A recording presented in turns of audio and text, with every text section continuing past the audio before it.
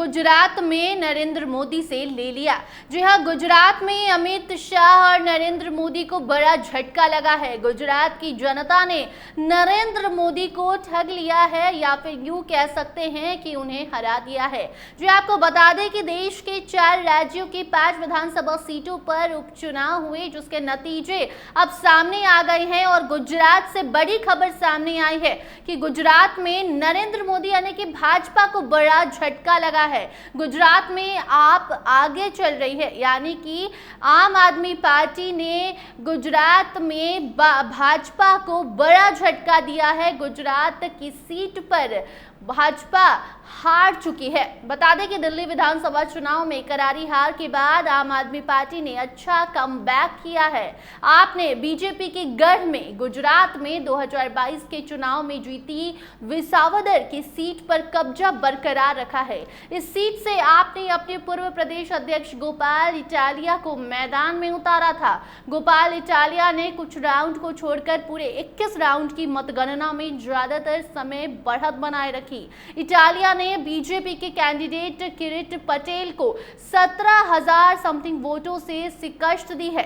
भाजपा के गढ़ गुजरात में आपकी जीत इसलिए बड़ी है क्योंकि आम आदमी पार्टी में दिल्ली की हार के बाद जबरदस्त निराशा थी। उपचुनाव में सत्तारूढ़ दल का पलड़ा भारी माना जाना है, लेकिन आपने पुख्ता जो इंतजाम किया था उसके बाद अब बीजेपी को कमल खिलाने से रोक दिया गया।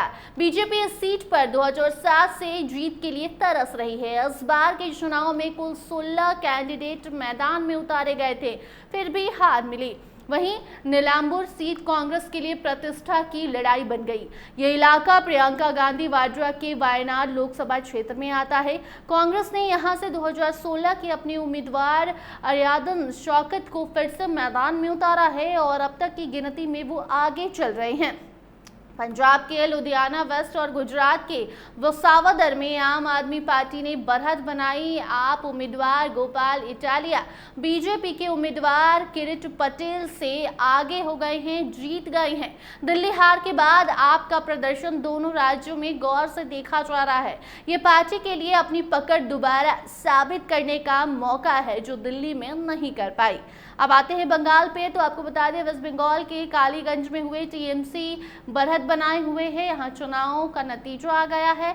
तृणमूल कांग्रेस के उम्मीदवार अल्फा अहमद आगे हैं, जबकि गुजरात की कड़ी सीट पर बीजेपी ने मोर्चा संभाल रखा है। यहाँ बीजेपी के राजेंद्र चावड़ा भी अभी बताया जा रहा है कि आगे है। पश्चिम बंगाल और केरल में अगले साल विधानसभा चुनाव होने हैं। ऐसे में नतीजों को आगामी रणनीति से जोड़कर देखा जा रहा है। उपचुनाव में 5 सीटों में से सभी सीटों के रुझान अब आ गए हैं। लुधियाना वेस्ट विधानसभा सीट अब तक के रुझान में आपके प्रत्याशी संजीव अरोड़ा ने बड़ी बढ़त बना ली है। 13 दौर की गिनती के बाद संजीव अरोड़ा कांग्रेस उम्मीदवार भारत भूषण आशु से 10,000 से भी अधिक वोटों से आगे चल रहे हैं। बताते चले कि पश्चिम बंगाल की कालीगंज सीट पर टीएमसी की अलीफा अहमद को बढ़त मिली है। 23 में से 14 दौर की गिनती के बाद वो 33,000 से भी अधिक वोटों से आगे हो गई हैं। केरल की नीलांबूर सीट पर यूडीएफ की ओर से कांग्रेस के प्रत्याशी आर्यदान शौकत आगे हैं। 11 दौर की गिनती के बाद शौकत 11,000 के मतों से आगे हैं।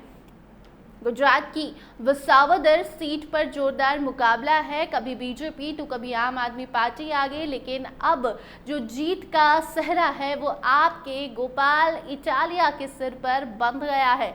उन्होंने 17,581 मतों के अंतर से जीत हासिल की। इस सीट से बीजेपी के किरीट पटेल 5 राउंड तक आपके प्रत्याशी से पीछे चल रहे थे, लेकिन 6 दौर के बाद किरीट पटेल 411 वोटों से आगे निकल गए। बाद में गोपाल आगे निकल गए और अंत तक बढ़त बनाए रखी।